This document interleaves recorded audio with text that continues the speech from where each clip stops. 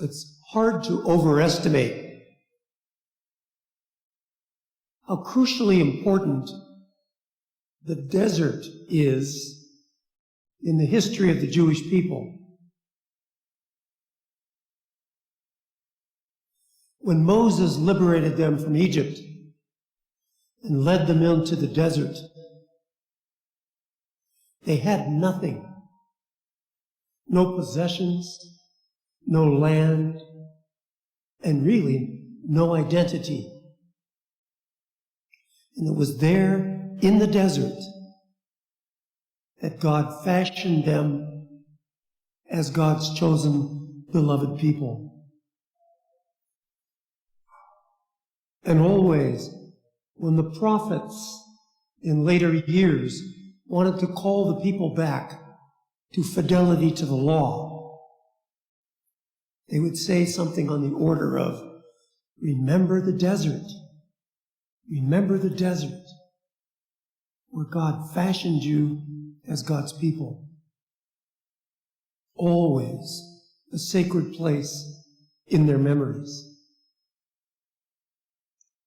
Sacred place as well for our Jesus,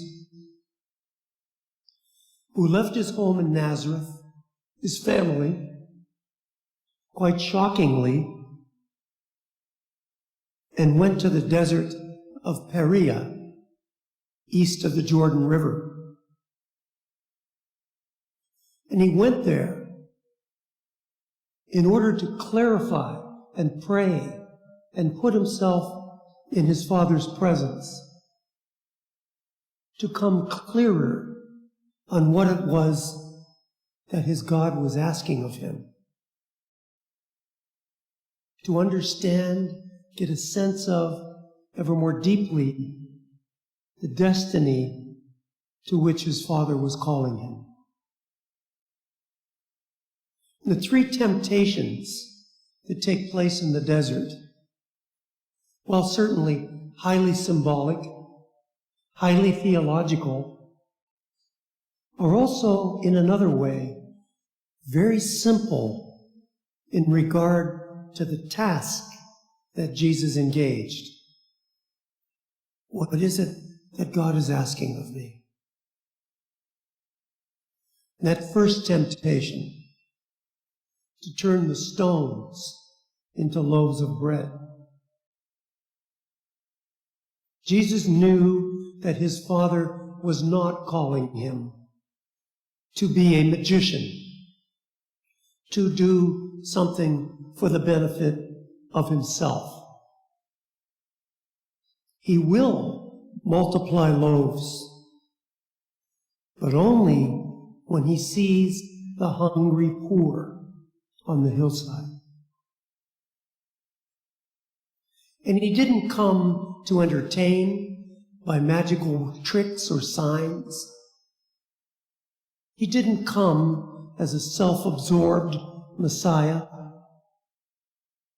He would perform signs, but those signs would be the healing of the sick, even the raising of the dead. Always in service of his credentials to be believed as a prophet sent by God, announcing the coming of God's kingdom. And being offered all the kingdoms of the world by the tempter, Jesus knew that was not the kind of Messiah that God was calling him to. Not coming as a conqueror, not coming as an emperor. He was coming as a poor Messiah to announce God's saving good news precisely to the last and the least, to the poorest, the most marginalized of all peoples. That was part of the grace of the desert for Jesus, getting a clearer sense of what exactly his God was calling him to.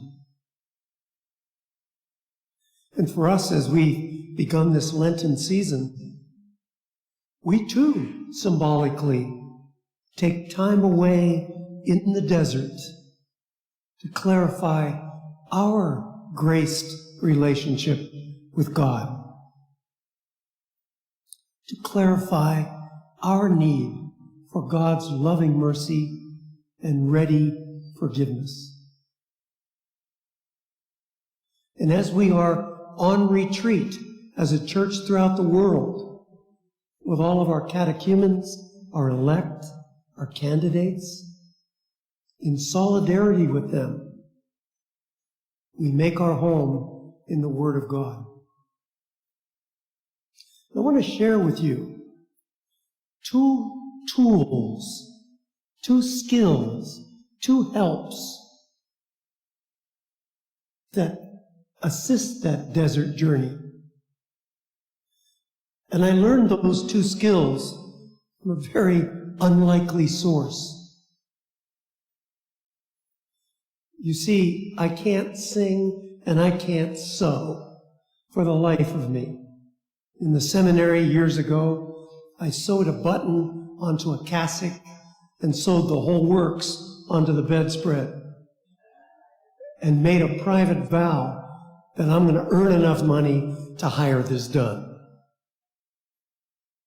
When I was a doctoral student in the city of Ottawa, Canada, for 4 years, I had the great privilege of meeting a Jewish tailor whose name, and I swear to my gracious God, this is the truth, his name was Mendel Good.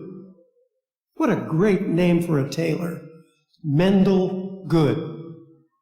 And I was in his shop one spring morning, and no other folks were in there. And while he was writing up my bill, I was looking at the photographs of little Jewish children that he had taped onto the wall. Not portraits, simple photographs. And I said to him, Mendel, are these your great-grandchildren? And he looked up from his writing and he said to me, ah, yes, blessings from God, each one. And he pointed to each picture and named the child, Rachel, Abraham, and Moises. And he said, each one, a gift of God. And he said to me, Ray, are you a believer? He knew I was a psychologist. He didn't know I was a Catholic priest. And I said to him, Mendel, yes, indeed, I am a believer.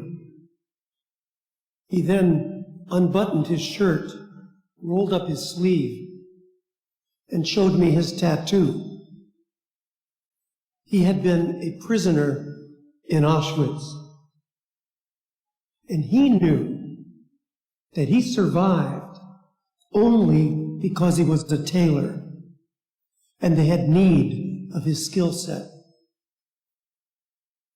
And he poked those numbers and he said, even here, in this place of death, God visited me and God gave me two gifts. He said, today, Ray, I give you those two gifts. The first gift came to Mendel when one night, as he put it, mulling over his day, thinking about all the horrible things that he had witnessed that day, he heard some fellow Jewish prisoners talking about one of the guards, one of the capos in the camp. And they were saying, he's a good one, you know. He doesn't hate our people the way the others do. If the time comes for liberation, he'll look the other way. And Mendel said the first gift God gave him, have the courage to name the evil right in front of your face. Have the courage to name the evil in your life. And Mendel said, there were no good guards there.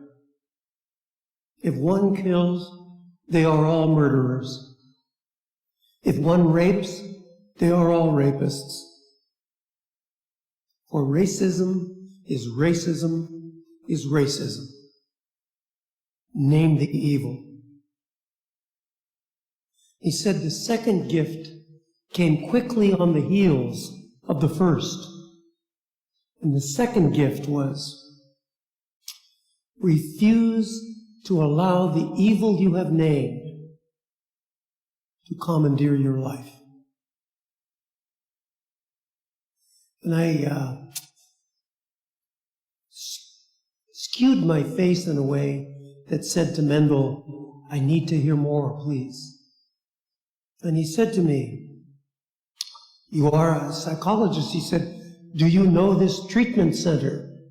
And he named a treatment center for adolescent boys in the city, which I did know. And Mendel said, I went there with an African-Canadian sociologist to talk to the boys, trying to help them understand the consequences of their delinquency. And he said, while the sociologist, the professor, was speaking, he said, I stood by the doorway thinking, why am I here? I'm a tailor. I'm not a speaker. I don't know. Should I go in? Should I not? He said, and just then, a big adolescent came out, strapping 17-year-old boy. And he put his hand out to shake Mendel's hand. And Mendel said, some mother's son has manners yet. And he went to shake the boy's hand. He said he didn't come to shake my hand. He was squeezing my hand, trying to bring the old Jew to his knees one more time. And Mendel said, Ray, that's a mistake, Mr. Taylor. He said, all day long I am stretching and pulling my fabrics. My scissors are my companion all day. He's strong as Godzilla. He said, I squeeze him back. I squeeze him harder than he squeezes me. And the boy's trying to pull away. Let me go. Mendel said, no, I don't let you go. Give me your eyes. Look at me. The boy looked at him, and Mendel said, you are full to top with hate. Why are you full to top with hate? You hate me. You don't even know my name. My name is Mendel, and you have no reason to hate me. But I have 3 reasons to hate you. And the boy looked up, and Mendel poked 3 tattooed swastikas between his fingers. And he looked at me and he said, India ink, meaning it's permanent. And Mendel said, reason 1, reason 2, reason 3 for me to hate you. But I will never hate you. You cannot make me hate you. And he let his hand go. Mendel went into the room, took a seat on the couch, and this boy went in with him and sat next to him.